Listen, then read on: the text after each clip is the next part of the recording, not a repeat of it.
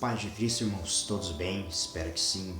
Mais uma vez, mais um dia, o qual o Senhor nos proporciona, está nos trazendo mais uma vez uma palavra e queria estar dando continuidade da palavra da qual eu iniciei essa semana, trazendo sobre José. Desde o início ali da sua jornada até ele sendo aquele jovem que, ao receber um sonho de Deus, falou ao seu pai, aos seus irmãos. José, da qual compartilhou do seu sonho e logo após foi ali obediente ao seu pai, foi em busca dos seus irmãos. Porém, ao ele aparecer aos seus irmãos planejaram contra ele, planejaram até mesmo morte contra ele, até mesmo declararam: vamos ver se ele sonhará mais uma vez. E também um deles intervém, o Rubem, da qual falou: não derramaremos seu sangue, pois ele é da nossa própria carne. E o outro, Judá, teve a ideia de lançá-lo numa cisterna seca. E eles ficaram ali planejando, buscando uma ideia, e vinha ali uma caravana de ismaelitas, e eles logo após ali eles se decidirem e preferiram vender o seu irmão e entregaram eles a essa caravana. E ali a gente vê o seu caminho sendo conduzido para o Egito. E logo após a gente vê que José, sendo aquele que o Senhor era com ele, tudo que ele tocava prosperava, e logo após ali ele se encontrava na casa de Potifar. Foi confiado a ele cuidar de todas as coisas de sua casa, pois Potifar havia visto nele que o Senhor era com ele e tudo prosperava com José. E a gente vê que desde o início ali a gente começa a entender que tem sonhos que, quando Deus nos entrega, pessoas não entenderão e não aceitarão aquilo que o Senhor tem para nós. E também nesse meio do percurso haverá processos, haverá dores, haverá desafio, pessoas se levantarão contra nós, pois tudo aquilo que o Senhor quer nos levar, o inimigo tentará de tudo para tentar ceifar esses sonhos. E a gente vê que até mesmo nos momentos onde a gente sabe que o Senhor está nos encaminhando a viver aquilo que o Senhor tem para nós, a gente vê que o inimigo ele se levanta de todas as formas, de todas as maneiras. E a gente vê ali a esposa de Potifar, tentando induzir José a cair em tentação, e José, ele não aceita e nega, rejeita ela, e ele fala que não pecará contra o Senhor. E também a gente vê a ira de Potifar, que fez com que lança ele a cárcere. José se encontrava preso ali, e logo após também o Senhor continuava sendo com ele, e o chefe do cárcere deu graças diante de José e confiou os prisioneiros e as chaves das celas a ele. E a gente começa a entender também que quando o Senhor começa a nos levar para aquilo que o Senhor quer nos fazer em nossas vidas, Ele nos dá acessos, Ele nos dá chave, e tudo aquilo que Ele trata dentro de nós, em nosso coração, antes de tratar do lado de fora, Ele começa a tratar dentro de nós.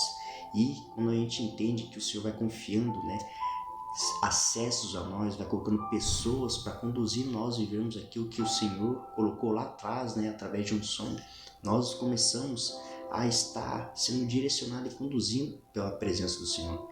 E a gente vê que José ali, ele teve a oportunidade de estar traduzindo o sonho de um padeiro-chefe e de um copeiro-chefe.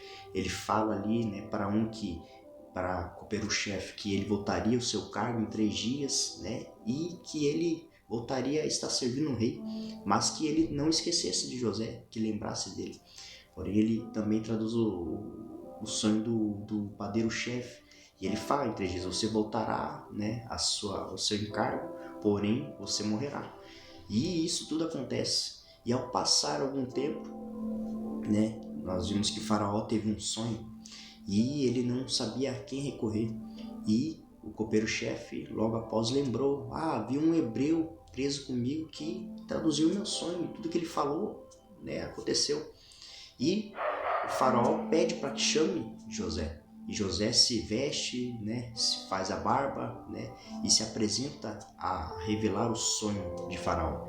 E Faraó havia sonhado que o Senhor trouxe para ele, né, 7 vacas gordas e bonitas e 7 vacas magras e feias, né, e também falou das espigas boas, das espigas ruins, e falou das 7 vacas magras que devoravam, né, as 7 vacas bonitas, e assim também ali sobre as espigas, né, de milho. E José traduz esse sonho, pois ele viu que era da parte de Deus, e ele falou, né, que o Senhor traria a revelação daquilo que o sonho estava colocando sobre Faraó. E ele traduz, ele fala que seria, né, 7 anos bons de bonança, mas haveria 7 anos que viria de escassez, né, de miséria, e que ele deveria estar colocando uma pessoa de confiança para estar administrando as coisas, né, do reino, para que pudesse, no tempo que viesse ruim desses anos, estivesse, né, com os celeiros cheios, né, e prontamente Faraó coloca José como governador. E ali, né, José, ele era segundo ao lado de Faraó, sendo rei. Então aqui já começa, né, o sonho que lá atrás, né, o Senhor havia colocado no coração de José, estava começando a acontecer ali. E diante disso, né, ele se depara com uma situação, né, que para nós pode ser inesperada. E ali ele se encontra, né, com seus irmãos, pois Jacó, né, ali a cidade deles estava passando por uma escassez, uma miséria tremenda, e Jacó ouviu dizer que havia mantimentos no Egito, e José era governador no Egito. E ali Jacó pede para os seus filhos, para que eles, né, fossem e buscassem mantimento. Ele entrega o dinheiro para eles e eles irem ao Egito para trazer mantimentos para a sua cidade. E meio dessa situação toda, a gente vê uma situação da qual os irmãos estão prostrados diante de José, e José viu que eram seus irmãos, porém os seus irmãos não o reconheceram. E José começa a fazer perguntas a eles, né? O que vocês vieram fazer aqui? Estão sendo, né, espiões aqui para saberem, né, sobre nós? E ali eles começam a entrar, né, em um assunto, a questionar. Não, a gente somos pessoas justas e tal, e temos o nosso pai que está com o nosso irmão mais novo, porém a gente veio para pegar mantimentos e tudo mais. Porém José, ele começa a agir de uma forma ali, tentando saber o que realmente eles queriam, né, o porquê deles estarem ali. E a gente vê que José, ele cria toda uma situação ali para que ele pudesse ter a prova real que os seus irmãos realmente, né, estavam mudados e transformados. E há um momento ali que a gente vê eles entrando em uma conversa entre eles, falando que eles estavam pagando por aquilo que eles fizeram lá atrás. Até mesmo eles falam a José: nós somos entre 10 irmãos, porém, né, temos o nosso irmão caçoa, e um de nossos outro irmão não existe mais. Então para eles, né, José estava morto. E a gente entendendo que, né, José era hebreu, ali a gente vê que eles estão falando entre si na sua língua. Só que ele, né, ficou muitos anos longe de sua terra, né, natal, digamos assim. Mas ele tinha um pouco de entendimento, tanto que ele, quando ele vai estar falando com seus irmãos, ele está com um tradutor. Mas há um momento ali que ele se encontra falando, que ele ouve os seus irmãos falando entre si, né, sobre o que estava caindo sobre eles, era consequência daquilo que eles fizeram, né, com o seu irmão.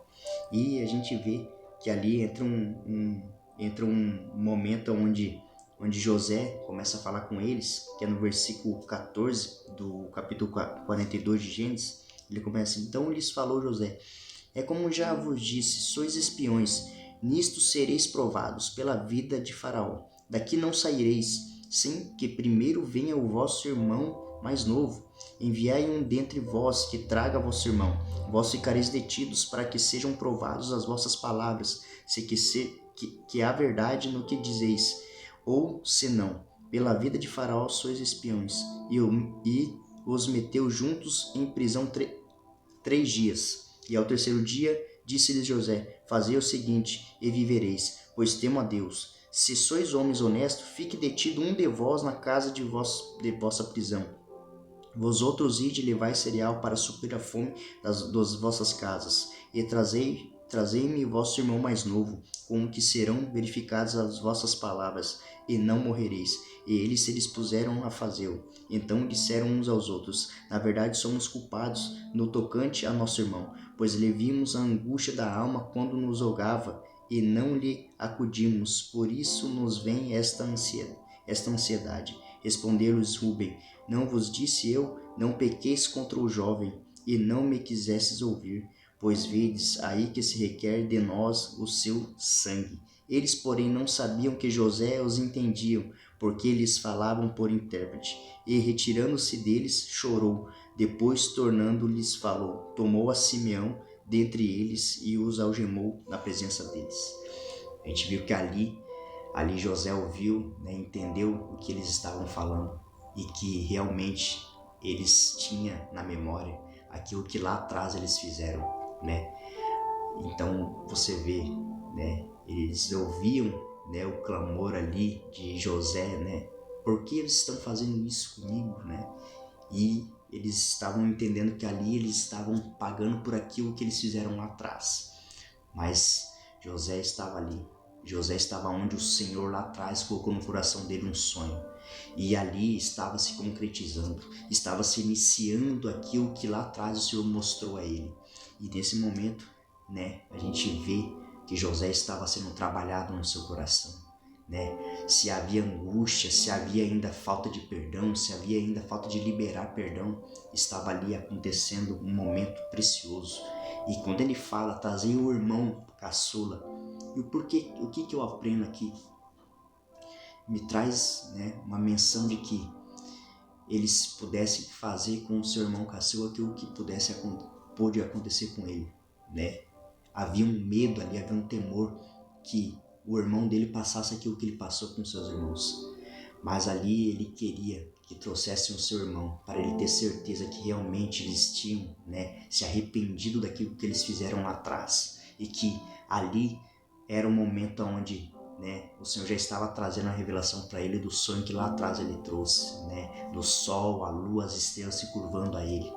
Mas a gente vê que, como durante a semana eu vim falando, né, antes do Senhor, né, refletir aqui fora, fazer as coisas aqui fora, Ele vai começar a trabalhar nós dentro de nós, trabalhando as tristezas, as angústias, as feridas que precisam ser saradas, né, a gente vê onde o nosso coração está, né, e haverá situações que o passado virá e a gente vai ter que estar sarado, curado, para a gente poder lidar com cada situação que vem à nossa frente, para a gente continuar a viver aquilo que o Senhor tem para nós viver, que são os sonhos dele para nossas vidas.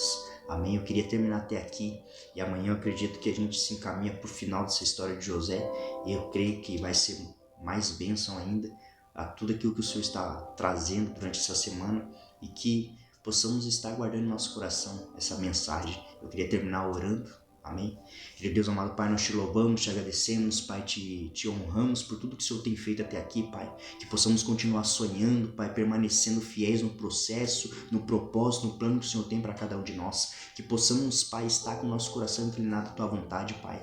Que possamos estar sensível a perceber, Pai, aquilo que o Senhor está fazendo em nossas vidas para a concretização dos sonhos que o Senhor colocou em nosso coração, do chamado que o Senhor colocou em nosso coração, para nós continuarmos vivendo, Pai, em harmonia, vivendo em paz com os outros, Pai, que nós possamos ter no nosso coração, Pai, tranquilidade, alívio, que não haja entre nós, Pai, não haja entre nós raiz de amargura, nem falta de perdão, Pai, que possamos liberar perdão, que possamos, Pai, estar com o nosso coração sarado, para estarmos, Pai, sarando outras vidas, Pai, e que nós possamos viver, Pai, tudo aquilo que tem para nós vivermos, Pai, para a Tua honra e Tua glória, no nome de Cristo Jesus. É assim que eu oro, te louvo, te agradeço, no nome do Teu Filho amado Jesus Cristo. Amém e amém. Amém, irmãos? Vocês creem que o Senhor tem sonhos para nós vivermos, que possamos continuar sonhando e acreditando em tudo aquilo que o Senhor fará ainda mais em nossas vidas. Amém? Um ótimo dia a todos e Deus abençoe.